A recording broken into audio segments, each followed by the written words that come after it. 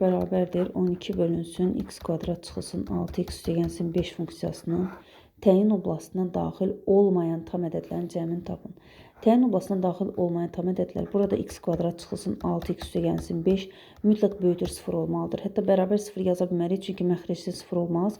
Bu zaman biz bu ifadənin deməli 0-dan böyük olaraq qeyd edib və bu oblastda daxil olmayan tam ədədlərə baxacağıq. Vuruqlarını ayırsaq, daha doğrusu sıfırlarını tapsaq, hasili 5, cəmi isə 6 verən ədədlərimiz x1 bərabərdir 1, x2 isə bərabərdir 5 olacaq. Deməli, biri 1-dir, bir də 5-dir sıfırlarımızın və aralıqlara bölsək, 5-dən yuxarı bir ədəd götürsək ifadəmiz müsbətdir, mənfidir, burada isə müsbətdir. Yəni, vuruqlarını ayırsaq alardıq x-1, x-5 böyükdür 0. Bizə lazım olan aralıq düzdür, müsbət olan aralıqdır. Lakin bizə lazım olmayan aralıq isə 1-dən 5-ə qədər olan ədədlərdir və bu tam ədədlərin cəmi lazımdır. Yəni 1-dən 5-ə qədər olan natural ədədlərin cəmini tapmaq üçün 1 + 5 bölünsün 2 vurulsun 5 kifayətdir. 6-nı 2-yə 3, 3-ü də 5-ə vursaq 15 eləyər.